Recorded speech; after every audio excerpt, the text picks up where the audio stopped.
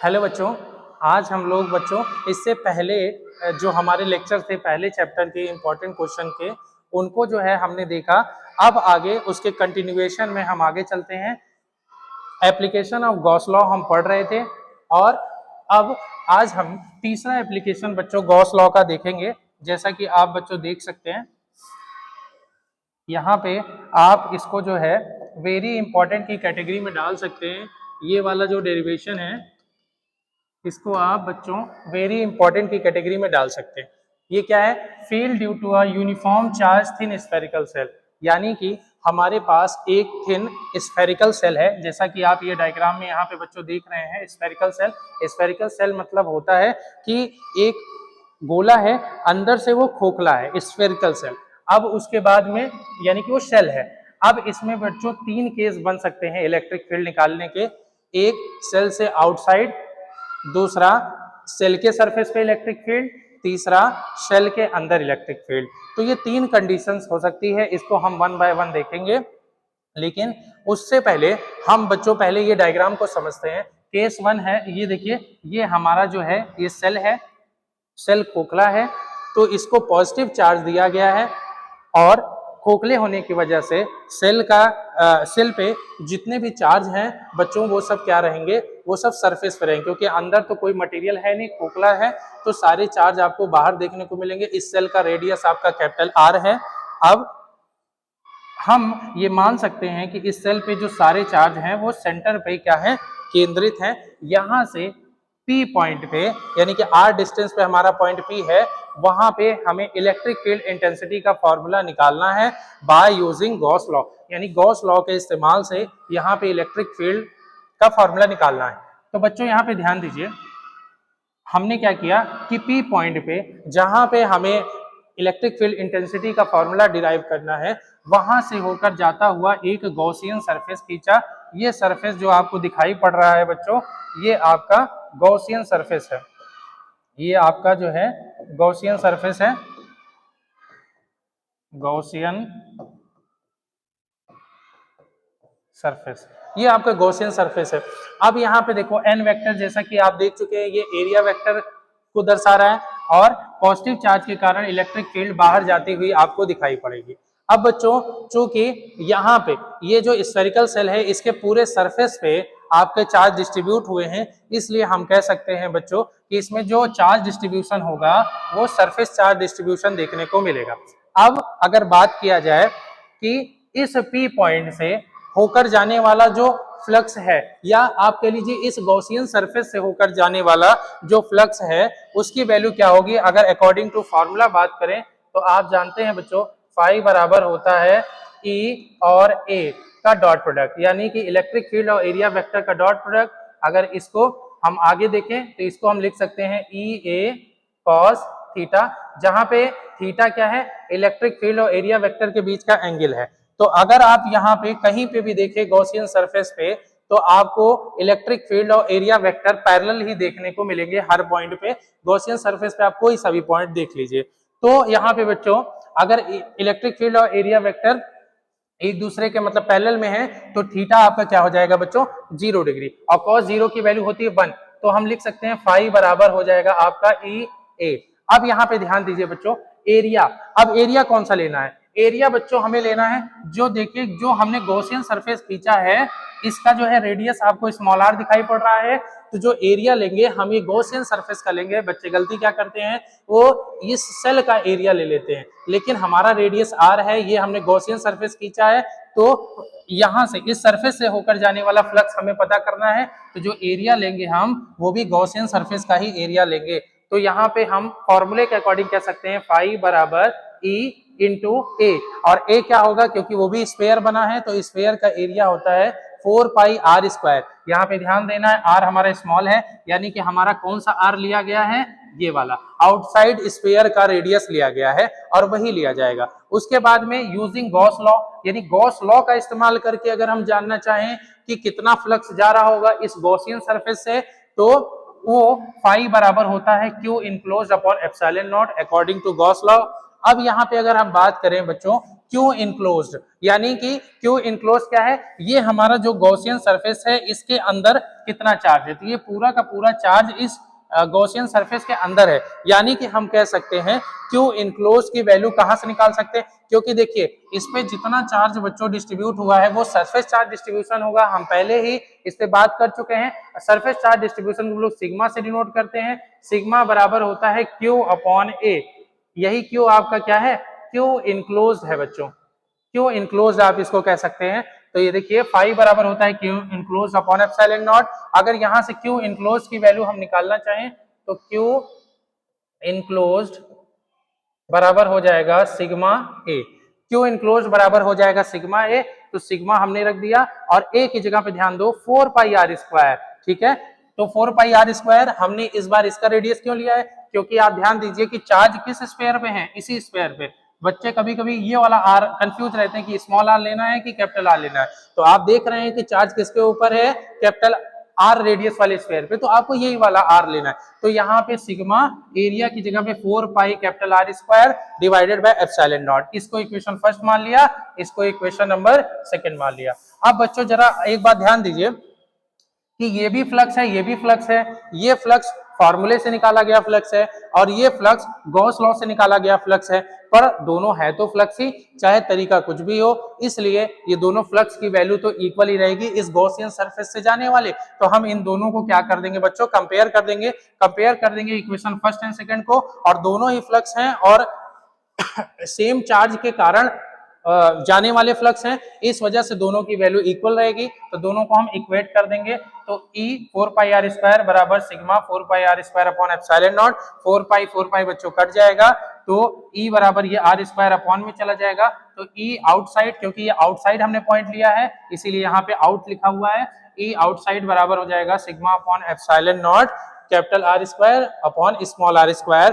तो ये spherical shell के कारण पहले केस में पी पॉइंट पे जो है आपको बाहर की तरफ अगर देखा जाए तो अभी तक आपको ये फॉर्मूला देखने को मिला है कि ई आउटसाइड बराबर है sigma upon epsilon nought capital R square upon small R square. इसके बाद अगर हम आगे चलें बच्चों, तो अब हमने अभी देखा था कि सिग्मा बराबर, अभी जो हमारा ये फॉर्मूला आया है यहाँ पे देखिए बच्चों, ई आउटसाइड बराबर sigma upon epsilon nought capital R square upon small R square, इसको और सिंप्लीफाई करेंगे, सिग्मा की वैल्यू हम यहाँ पे रख सकते हैं, सिग्मा बराबर अभी मैंने चर्चा की थी, सिग्मा बराबर क्या हम लिख सकते हैं, क्यू अपॉन ए, जैसे कि यहाँ पे देखिए नेक्स्ट स्लाइड में सिग्मा बराबर है क्यू अपॉन ए, और एरिया कौन सा, उस वाले स्फीयर का जिसपे चार्ज है, तो इस वाले स्फीयर पे चार्ज है तो इसका एरिया हो जाएगा 4 पाई आर स्क्वायर, तो यहाँ पे देखिए कैपिटल आर लिखा हुआ है, तो हम ई आउटसाइड जो अभी हमने सिग्मा अपॉन एप्सिलॉन नॉट निकाला था, तो वहां पे सिग्मा की जगह पे हम रख देंगे Q upon 4 pi R square, और बच्चों यहाँ पे देखिए यहाँ पे एप्सिलॉन नॉट डिवाइड में है, तो देखिए यहाँ पे हमने 1 अपॉन एप्सिलॉन नॉट कर रखा है, और यहाँ पे capital R square upon small R square है, और यहाँ पे देखिए ये capital R square upon small R square है। बेसिकली हमने क्या किया है, इस सिग्मा की वैल्यू को हमने यहाँ पे पुट कर दिया है, तो यहाँ पे आप देख सकते हैं आर स्क्वायर आपका कट जाएगा, बचेगा क्या, E outside Q upon 4 pi epsilon not R square. तो आउटसाइड यानी किसी भी सेल, इस स्फेरिकल सेल के बाहर जो इलेक्ट्रिक फील्ड होगी वो Q upon 4 pi epsilon not R square के बराबर होगी। अगर इसी का वेक्टर फॉर्म लिखना है तो यहाँ आर कैप यानी कि यूनिट वेक्टर और जोड़ देंगे, इसका मतलब ये है कि यहाँ पे जो आपका आर वेक्टर का अगर हम डायरेक्शन देखें, या आप कह लीजिए एरिया वेक्टर जिस डायरेक्शन में होगा उसी डायरेक्शन में इलेक्ट्रिक फील्ड भी होगा, यानी दोनों क्या होंगे, पैरेलल होंगे। तो इस तरीके से हमने बहुत ही आसान तरीके से गॉस थ्योरम का प्रयोग करके स्फेरिकल सेल के बाहर पी पॉइंट पे इलेक्ट्रिक फील्ड निकाल ली है बच्चों। अब सेकेंड केस देखेंगे, यानी कि अगर ये पी पॉइंट बाहर ना होकर के स्फेरिकल सेल के सरफेस पे ही होता तब क्या फॉर्मूला आता, जब तीसरा केस बनता है जब इसके अंदर होता तब क्या केस बनेगा। तो यहाँ पे बच्चों हम देखेंगे आगे की तरफ, अब हमारा जो है हम सेकेंड केस देखेंगे, सेकेंड केस है ऑन द सरफेस, यानी कि अगर सरफेस पे ही पी पॉइंट होगा तो हमको बच्चों कुछ ज्यादा नहीं करना, यहाँ पे ध्यान दीजिए जो ई आउटसाइड का हमारा फॉर्मूला है Q upon 4 pi epsilon not R square, यहाँ पे स्मॉल आर क्या था, यहाँ पे देखिए डायग्राम में स्मॉल आर था पी पॉइंट के बीच और ये जो स्फेरिकल सेल के सेंटर के बीच का डिस्टेंस। अगर ये पी पॉइंट आपका यहाँ पे बच्चों आ जाएगा, यहाँ पे आ जाएगा, तो ये जो डिस्टेंस है स्मॉल आर वो कैपिटल आर के बराबर हो जाएगी। तो हम क्या करेंगे, इसी फॉर्मूले में स्मॉल आर की जगह पे कैपिटल आर रख देंगे। तो यहाँ पे देखिए यही चीज हमने किया है, स्मॉल आर की जगह पे कैपिटल आर रख दिया है। तो ई सरफेस यानी कि स्फेरिकल के सरफेस पे जो इलेक्ट्रिक फील्ड इंटेंसिटी होगी वो Q upon 4 pi epsilon not R square होगी। और आर कैप क्या है, यूनिट वेक्टर है जो कि डायरेक्शन दिखा रहा है। अब केस नंबर 3 की बात करें, केस नंबर 3 क्या कहता है बच्चों, फिर से डायग्राम देखिए। जैसा कि अगर ये पी पॉइंट पहले हमने बाहर लिया फिर सरफेस पे लिया, अगर पी पॉइंट हम अंदर ले लें, यहाँ पे देखिए, यहाँ पे भी डायग्राम बना है, यहाँ से भी हम समझ सकते हैं। यहाँ पे देखिए पी पॉइंट इस बार हमने क्या कर लिया है, अंदर की तरफ बच्चों ले लिया है, यही ये हमारा वही सेल है। तो अब यहाँ पे देखिए अकॉर्डिंग टू गॉस लॉ जो नेट फ्लक्स यहां से जाना चाहिए इस गॉसियन सरफेस से, उसका फॉर्मूला क्या होता है, Q इनक्लोज्ड अपॉन में एप्सिलॉन नॉट। लेकिन ये जो स्फेरिकल सेल है, क्योंकि इधर खोखला है ये, तो सारे चार्ज जो हैं इसके सरफेस पे हैं। तो जो गॉसियन सरफेस हमने यहाँ पे अंदर की तरफ बना रखा है, इसके अंदर इनक्लोज चार्ज तो कुछ है ही नहीं, और इनक्लोज चार्ज अगर जीरो होंगे तो नेट फ्लक्स क्या हो जाएगा, जीरो। यानी कि यहाँ पे देख सकते हैं Q इनक्लोज क्या है, जीरो। और जब इस गॉसियन सरफेस के अंदर कोई चार्ज ही नहीं होगा तो इलेक्ट्रिक फील्ड होने का सवाल ही पैदा नहीं होता, यानी कि इनसाइड बराबर हो जाएगा बच्चों जीरो। अब यहाँ पे अगर बात किया जाए कि इसका अगर हम ग्राफ बनाना चाहें E वर्सेस R के रिस्पेक्ट में अगर ग्राफ बनाना चाहें, तो आप यहाँ पे देख सकते हैं बच्चों कि जब जो पॉइंट था वो अंदर की तरफ था, यानी स्फेरिकल सेल के अंदर की तरफ था, उस समय आपको इलेक्ट्रिक फील्ड जीरो देखने को मिल रही। तो यहाँ पे देखिए जब स्मॉल आर की वैल्यू कैपिटल आर से जब तक कम है तब तक आपको कोई भी इलेक्ट्रिक फील्ड देखने को नहीं मिलेगी। जब स्मॉल आर की वैल्यू कैपिटल आर के बराबर हो गई है, यानी कि ये पॉइंट एकदम सरफेस पे आ गया है, यानी सेकंड वाले केस की अगर हम बात करें, स्मॉल आर जब कैपिटल आर के बराबर हो गया है, उस समय आपको मैक्सिमम इलेक्ट्रिक फील्ड बच्चों देखने को मिल रही है। और उसके बाद जैसे जैसे आर की वैल्यू बढ़ रही है, तो यहाँ पे देखिए इस फॉर्मूले में अगर हम देखें ई आउटसाइड, यानी कि स्मॉल आर और ई में देखिए बच्चों इनवर्सली का रिलेशन है। अगर आर बढ़ेगा तो इलेक्ट्रिक फील्ड घटेगी। तो जैसे ही आउटसाइड का केस आता है, यानी पी पॉइंट इस सरफेस से बाहर की तरफ जाता है, तो उस समय जो इलेक्ट्रिक फील्ड वो इनवर्सली घटती है। तो ग्राफ आपका ऐसे बन जाता है, और ये ग्राफ बच्चों बहुत इंपॉर्टेंट है, पूछा जाता है। तो ये एक केस हो गया। उसके बाद में अगर हम आगे की तरफ बच्चों चले, तो ये है field due to uniformly charge. यहां पे कर लीजिए एक सेकेंड, ये हो जाएगा आपका non conducting, non conducting solid sphere. यानी कि एक हमारे पास बच्चों स्फेयर है जो कि नॉन कंडक्टिंग है, उस पे पूरे पे क्या है, उस स्फेयर पे पूरे पे चार्ज है, पॉजिटिव चार्ज यहां बनाना है।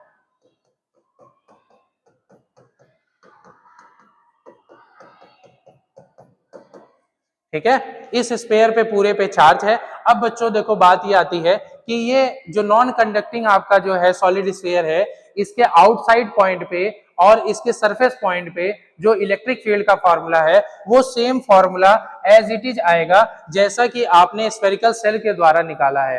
अंतर सिर्फ इतना आएगा बच्चों कि जब हम P पॉइंट को अंदर लेंगे, यानी कि P पॉइंट इस स्फेरिकल सेल के अंदर, जैसे लेट से इस डायग्राम में आपको यहाँ पे दिखाई पड़ रहा है, वहां पे क्या था कि स्फेरिकल सेल में, क्योंकि वो हॉलो स्फेरिकल सेल था, तो सारे चार्ज सरफेस पे थे, अंदर कोई चार्ज था नहीं, तो क्यू इनक्लोज जीरो था, जिस वजह से वहां पे आपको इलेक्ट्रिक फील्ड जीरो देखने को मिले। लेकिन अगर नॉन कंडक्टिंग सॉलिड स्फेयर है तो इसके अंदर किसी भी आप जो पॉइंट लेंगे तो वहां पे आपको इलेक्ट्रिक फील्ड देखने को मिलेगी। यही अंतर है नॉन कंडक्टिंग सॉलिड स्फेयर और आपके हॉलो स्फेरिकल सेल में। तो अब यहाँ पे बच्चों देखिए, तो यहाँ पे अगर ये पॉइंट P है, ठीक है, अगर यहाँ पे हम इलेक्ट्रिक फील्ड जानना चाहते हैं तो हम क्या करेंगे, इस P पॉइंट से जाता हुआ एक गॉसियन सरफेस खींचेंगे। ये हमारा स्फेयर है, स्फेयर का रेडियस कैपिटल आर है, इस P पॉइंट का सेंटर से डिस्टेंस स्मॉल आर है बच्चों, और इस P पॉइंट पे चूंकि इनक्लोज चार्ज आपको अंदर की तरफ, ये देखिए चार्ज इनक्लोज दिखाई पड़ रहे हैं गॉसियन सरफेस से, इस वजह से इलेक्ट्रिक फील्ड जो है बाहर जाती हुई और एरिया वेक्टर भी बाहर जाता हुआ आपको दिखाई पड़ेगा। अब यहाँ पे अगर बात की जाए तो इसमें जो दो केस थे आउटसाइड वाले और सरफेस वाले, तो बच्चों वो दोनों वैसे ही होंगे जैसे आपने सेल के फॉर्मूला जो निकाला था, सेम वही फॉर्मूला निकलेगा। सिर्फ तीसरा केस जो है वही इसमें चेंज हो जाता है, नॉन कंडक्टिंग सॉलिड स्फीयर में। तो अब यहाँ पे अगर बात किया जाए कि हमारा कैपिटल आर रेडियस है और पूरे स्फीयर में हमारे जो है जो चार्ज है वो डिस्ट्रीब्यूट है, तो अब चूंकि स्फीयर के पूरे वॉल्यूम में चार्ज डिस्ट्रीब्यूट है, क्योंकि अगर ये कंडक्टर होता है स्फीयर तो सारे चार्ज सरफेस पे आ जाते, लेकिन ये नॉन कंडक्टिंग है इसलिए इसके पूरे उसके वॉल्यूम में चार्ज डिस्ट्रीब्यूटेड दिखाई पड़ेंगे आपको। तो इसमें हम वॉल्यूम चार्ज डिस्ट्रीब्यूशन का बच्चों फॉर्मूला लगाएंगे, और आपको पता है कि वॉल्यूम चार्ज डिस्ट्रीब्यूशन यानी कि रो बराबर होता है Q अपॉन V। रो बराबर इसीलिए इसको बोलते हैं वॉल्यूम चार्ज डिस्ट्रीब्यूशन, क्योंकि वॉल्यूम के रिस्पेक्ट में लिया जाता है। अब बच्चों यहाँ पे देखो कि यहाँ पे जो वॉल्यूम चार्ज डिस्ट्रीब्यूशन है रो, तो हमने इस पे पूरे पे चार्ज कैपिटल क्यू मान लिया है, और इस पूरे स्फीयर का जो वॉल्यूम है वो 4/3 पाई आर क्यूब आ जाएगा। अब यहाँ पे अगर बात किया जाए तो ये तो वॉल्यूम चार्ज डिस्ट्रीब्यूशन हो गया यहाँ पे इस पूरे स्फीयर के लिए। अब अगर हम बात करें कि बच्चों ये यहाँ पे जो पी पॉइंट, ये हमने गॉसियन सरफेस जो माना है, इससे होकर जाने वाले अगर फ्लक्स की बात करें फॉर्मूले से, तो फाई बराबर होता है E इंटू ए। तो अब यहाँ पे देखिए इस गॉसियन सरफेस से जाने वाला फ्लक्स हमें चाहिए, तो एरिया भी हम इसी स्फीयर का लेंगे जो अंदर की तरफ है। तो एरिया का फॉर्मूला क्या हो जाएगा 4 पाई आर स्क्वायर। तो इसमें कौन सा आर लेंगे, कैपिटल आर स्मॉल आर, क्योंकि गॉसियन सरफेस का रेडियस क्या है स्मॉल आर। तो E into 4 pi R square, ये हमारा क्या हो गया पहला इक्वेशन हो गया। अब गॉस लॉ लगा देंगे। गॉस लॉ के अकॉर्डिंग इस स्फेरिकल इस स्फीयर से होकर जाने वाला जो फ्लक्स है नेट फ्लक्स, वो क्या हो जाएगा Q enclose upon epsilon nought. अब बच्चों यहाँ पे ध्यान दो, Q इनक्लोज, अगर Q इनक्लोज की वैल्यू हम निकालना चाहें तो यहाँ से देखिए अगर Q इनक्लोज बराबर मैं क्या लिख सकता हूँ सिग्मा इंटू वी। लेकिन सावधान, इस गॉसियन सरफेस से बच्चों ये पूरा का पूरा चार्ज इनक्लोज नहीं है, सिर्फ ये अंदर वाले चार्ज इनक्लोज हैं। तो हमें Q इनक्लोज यानी कि अंदर वाले चार्ज कितने हैं उसी की वैल्यू हमें चाहिए। तो Q इनक्लोज बराबर हो जाएगा आपका रो इंटू वी। तो देखो बच्चों हमने रो लिखा है इंटू वी। अब वॉल्यूम हम कौन सा लेंगे, वॉल्यूम लेंगे ये जो गॉसियन सरफेस आपको बच्चों दिखाई पड़ रहा है इसका, क्योंकि जो इनक्लोज चार्ज हैं वो तो इस गॉसियन सरफेस के अंदर है, बाकी ये चार्ज एक्स्ट्रा हैं, इनको Q इनक्लोज में आप काउंट नहीं करेंगे। तो ये जो वॉल्यूम है अंदर वाले स्फीयर का वो क्या हो जाएगा 4/3 पाई आर क्यूब। इसीलिए यहाँ देखिए बच्चों स्मॉल आर लिखा गया है, बिल्कुल कंफ्यूज नहीं होना है, डिवाइडेड बाय एप्सिलॉन नॉट, ये तो हो ही गया। तो इस तरीके से इस गॉसियन सरफेस से जाने वाले फ्लक्स का दोनों तरीके से हमने वैल्यू निकाल ली। एक तो फॉर्मूले से फाई इक्वल टू E और A के डॉट प्रोडक्ट वाले फॉर्मूले से, और दूसरा गॉस लॉ से यानी कि फाई नेट बराबर Q enclose upon epsilon nought. अब उसके बाद में अगर हम आगे चलें तो यहाँ पे बच्चों यहाँ पे जो रो आया है, यहाँ पे ध्यान दीजिए, ये जो रो आया है, रो क्या है वॉल्यूम चार्ज डिस्ट्रीब्यूशन है, और इसकी वैल्यू हमने ऑलरेडी रो की निकाल ली है Q upon 4/3 pi R cube. यहाँ पे ध्यान देना बच्चों, यहाँ पे हमने कैपिटल Q इसलिए लिखा है कि कैपिटल Q पूरे स्फीयर का चार्ज है, और स्मॉल q इनक्लोज यानी कि ये सिर्फ इस गॉसियन सरफेस के अंदर जो इनक्लोज चार्ज है उसी की वैल्यू को Q इनक्लोज बोला गया है। तो अब यहाँ पे देखो रो का हमने फॉर्मूला यहाँ से देखो बच्चों रख दिया है, रो बराबर Q upon 4/3 pi R cube. तो Q upon 4/3 pi R cube into यहाँ पे देखिए इंटू ये फॉर्मूला था 4/3 pi R cube, 4/3 pi R cube divided by आपका एप्सिलॉन नॉट। तो देखिए एप्सिलॉन नॉट हो गया। अब यहाँ पे देखिए 4/3 पाई कट जाएगा, तो फाई नेट कितना बचेगा Q into R cube divided by capital R cube epsilon nought. ये हमारा हो जाएगा इक्वेशन नंबर सेकेंड। अब इक्वेशन नंबर फर्स्ट और इक्वेशन नंबर सेकेंड दोनों ही फ्लक्स के फॉर्मूले हैं, तो हम इन दोनों को क्या कर देंगे कंपेयर कर देंगे। तो पहले में हमारा क्या आया था बच्चों, ये फाई बराबर E into 4 pi R square, तो E into 4 pi R square, और दूसरे में आपको दिख रहा है Q R cube divided by R cube epsilon nought. अब यहाँ पे देखो बच्चों, अब यहाँ पे देखिए ये आर स्क्वायर यहाँ नीचे चला जाएगा, तो आर स्क्वायर से आर स्क्वायर कटेगा, एक आर ऊपर आपको देखने को मिलेगा। जैसे कि यहाँ पे देखिए E बराबर क्या है Q R cube divided by 4 pi R square और आर क्यूब एप्सिलॉन नॉट। अब यहाँ पे देखिए आर क्यूब है, यहाँ पे आर स्क्वायर, और यहाँ पे आर स्क्वायर कट जाएगा, एक आर बचेगा यानी कि Q R divided by 4 pi epsilon not R square. ठीक है, अब यहाँ पे आर स्क्वायर उससे कटा है तो आर क्यूब बचेगा यहाँ पे। तो इस तरीके से यहाँ पे इलेक्ट्रिक फील्ड आपको ये फॉर्मूला देखने को मिला। अब यहाँ पे जरा बच्चों ध्यान दो कि इलेक्ट्रिक फील्ड और स्मॉल आर में कैसा रिलेशन दिखाई पड़ रहा है, डायरेक्टली प्रोपोर्शनल का। यही अंतर है नॉन कंडक्टिंग सॉलिड स्फीयर में और आपका जो है स्फेरिकल सेल में, कि वहां पे इंटरनल इलेक्ट्रिक फील्ड 0 आ रहा था, यहाँ पे इंटरनल इलेक्ट्रिक फील्ड 0 नहीं आ रहा, Q R upon 4πε0 R cube के बराबर आ रहा है। अगर इसका ग्राफ बहुत ज्यादा इंपॉर्टेंट है, इसका ग्राफ अगर हम बनाना चाहें इलेक्ट्रिक फील्ड और आर के बीच में, तो आपने देखा कि जैसे जैसे, यानी कि अगर अंदर बात करें नॉन कंडक्टिंग स्फेरिकल स्फीयर के, अगर अंदर की बात करें तो यहाँ पे जो इलेक्ट्रिक फील्ड है और आर के बीच में डायरेक्टली प्रोपोर्शनल का साइन है बच्चों। तो यहाँ पे आप देखिए कि जैसे जैसे आर बढ़ेगा इलेक्ट्रिक फील्ड भी डायरेक्टली प्रोपोर्शनल है, तो एक लीनियर लाइन आपको देखने को मिलेगी। कब तक? जब तक वो पॉइंट जो है वो सरफेस पे नहीं आ जाता। यानी कहने का मतलब यहाँ से जैसे जैसे आपका आर बढ़ता रहेगा, इलेक्ट्रिक फील्ड इसके अंदर वो भी बढ़ती रहेगी, और जब ये यहाँ पे ये पॉइंट आपका सरफेस पे आ जाएगा उस समय, यानी कि आप कह सकते हैं कि स्मॉल आर बराबर आपका जो है किसके हो जाएगा, स्मॉल आर बराबर हो जाएगा कैपिटल आर के। उस समय मैक्सिमम इलेक्ट्रिक फील्ड देखने को मिलेगी, और जैसे जैसे स्मॉल आर आउटसाइड जाएगा उस स्फीयर से, तो वही फॉर्मूला जैसे सेल के लिए था, ई और आर में इनवर्सली प्रोपोर्शनल का रिलेशन आपको देखने को मिलेगा, तो इनवर्सली प्रोपोर्शनल का ग्राफ यहाँ पे बन जाएगा। इसमें और उसमें अंतर ये था कि वहां पे इंटरनल इलेक्ट्रिक फील्ड जो है वो शून्य थी, और यहाँ पे जो इलेक्ट्रिक फील्ड है वो शून्य नहीं है।